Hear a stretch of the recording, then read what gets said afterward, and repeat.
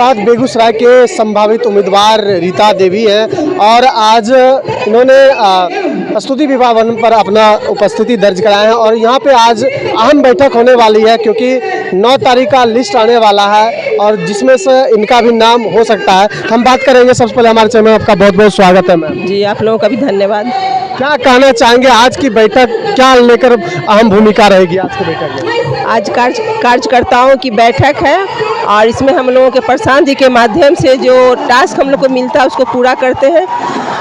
2-4 दिन के बाद नाम घोषणा कर दिया जाएगा और हम लोगों सभी प्रत्याशियों को एक साथ मिलकर आपसी तालमेल बैठा के जिनको भी प्रशांत जी टिकट देंगे हम लोग सब कोई मिल के जनसुराज को आगे बढ़ाने का काम करेंगे। क्या मैम क्या लगता है कि संभावना क्या व्यक्त होती है बेगूसराय विधानसभा में? आप भी दावेदारी कर रहे हैं, क्या लगता है कि टिकट आने वाला है? ये तो हम लोगों के जो जनसुराज के प्रणेता हैं वही तय किए होंगे कि किनको टिकट देना है। जिनको भी टिकट देंगे हम लोग खुशी से उनके साथ काम करेंगे। आज जो मंच पे एक साथ तमाम संभावित प्रत्याशी एक मंच पे साझा हो रहे हैं, क्या लगता है इससे क्या संदेश जाने वाला है? इससे एक आपसी भाईचारा प्रेम का संदेश जाएगा कि जिस तरह से प्रशांत जी शुरू में ही हम लोगों को जो चयनित किए थे विधानसभा प्रत्याशी के रूप में और अब उनका अंतिम चरण आ चुका, अंतिम दौर आ चुका है। जिनको भी टिकट मिलेगा हम लोग सब एक साथ मिल के आपसी प्रेम भाईचारा के साथ हम लोग उनका जनसुराज को आगे बढ़ाने का काम करेंगे। कोई मतभेद नहीं होगा। यानी आपका कहने का तथ्य ये होता है कि अगर किसी को टिकट दे दे या आपको दे तो भी आपके साथ काम सब करेंगे, अगर दूसरे को टिकट दे देता तो आप भी सबके साथ आप मिल के काम करेंगे। बिल्कुल बिल्कुल, सभी को जिनको भी टिकट मिलेगा सब साथ मिलकर काम करेंगे। चलिए, बहुत बहुत धन्यवाद। Thank you. आदरणीय प्रदेश अध्यक्ष महोदय, आदरणीय प्रदेश सचिव महोदय, यहाँ उपस्थित हमारे मंचा से जितने भी पदाधिकारीगण हैं, यहाँ उपस्थित हमारे विभिन्न पंचायतों से आए हुए माताओं बहनों, पिता सहोदरों एवं हमारे युवा पुत्र समाज सभी का मैं इस सभा में सम्मान करती हूँ, अभिनंदन करती हूँ। मैं आप लोगों से सिर्फ चंद ही बात कहना चाहूंगी। परिवर्तन संसार का नियम है, परिवर्तन से हमें नहीं डरना है। बदलाव समय समय पर बहुत जरूरी होता है। बदलाव करने की ताकत एक वोट में निहित है। ये वोट का कोई मोल नहीं लगा सकता है। हम लोगों के अपने एक वोट को समझना है, ये अनमोल वोट है। मैं आप लोगों से नम्र निवेदन करती हूँ कि इस बार का वोट शिक्षा और रोजगार के लिए दीजिए, पलायन को रोकने के लिए दीजिए। इस बार का वोट आप लोग अपने बच्चों के लिए दीजिए। जो मिल रहा है सरकार से वो तो मिलता रहेगा, क्योंकि कुछ बहनों का कहना है कि हमें अनाज मिल रहा है, तो कोई दिक्कत नहीं है, अनाज आपको मिलता रहेगा, यहाँ तक कि इससे बढ़ के मिलेगा। लेकिन इस बार बदलाव करना बहुत जरूरी है। हर व्यक्ति जब नौकरी करते हैं तो उनके रिटायरमेंट की एक उम्र सीमा तय की गई है, लेकिन जब हमारे सरकार उम्र दराज हो जाते हैं तो भी ये गद्दी नहीं छोड़ना चाहते, जिससे हमारी विकास ठप हो जाती है। और उन्हें गद्दी से उतारने के लिए हमारे एक वोट की कीमत अनमोल है। तो मैं आप लोगों से कहना चाहूंगी कि आप लोग अपने वोट देकर, कीमती वोट देकर इस गद्दी से जो हमारे बुजुर्ग हो चुके हैं सरकार उनको हटाइए, क्योंकि ये अपने से हटना नहीं चाहेंगे।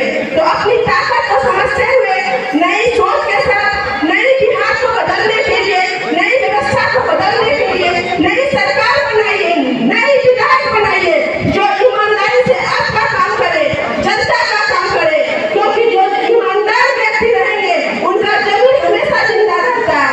तो मैं इन सब शब्दों से के बाद आप लोग को कहना चाहूंगी कि इस बार का वोट आप लोग दीजिएगा।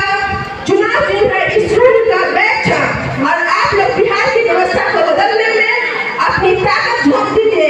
गरीब मोहल्लों में भी आप लोग ये चर्चा कीजिए कि इस बार वोट हम लोगों को स्कूल बैच पर देना है। इन्हीं शब्दों के साथ मैं आप लोगों को धन्यवाद। नमस्कार, आप देख रहे हैं बेगूसराय खबर। मैं आपके साथ सौरभ कुमार। अभी बेगूसराय विधानसभा में हैं और स्तुति विवाह भवन में आज कार्यकर्ताओं के साथ जो संस्थापकों के साथ आज बैठक रखी गई है और आज क्या मुद्दा है इस पे भी हम चर्चा करेंगे। हमारे साथ अनुमंडलीय अध्यक्ष जुड़ रहे हैं, उनसे बातचीत करेंगे। सबसे पहले मैम हमारे चैनल में आपका बहुत बहुत स्वागत है। सबसे पहले आपको नमस्कार और आपके माध्यम से बेगूसराय जिला वासियों को मेरा प्रणाम। क्या कहना चाहेंगे आज के जो आपने देखे हैं लिखे हैं प्राथमिक एवं संस्थापकों के कार्यकर्ता बैठक? आज हम लोग का जो आदरणीय प्रशांत जी जनस्वराज पार्टी बनाए हैं, तो हम लोग जो इसमें हैं, तो आज हम लोग का सम्मेलन है, सम्मेलन समारोह। उसमें हम लोग पार्टी को जितना कार्यकर्ता हैं, जितने है विधायक का कैंडिडेट हैं, यह सब मिल के आज एक बैठक रखे हैं। यहाँ पे आपस में हम लोग अपने में विचार करेंगे। उसके बाद जो यहाँ से हम लोग विचार कर पटना भेजेंगे, उस पर प्रशांत जी और हमारे जो मनोज भारती जी हैं, जो हमारे वहाँ पर जो कार्यकर्ता हैं, वह सब विचार कर पर उस पर निर्णय लेंगे। क्या कह रहे थे मैम?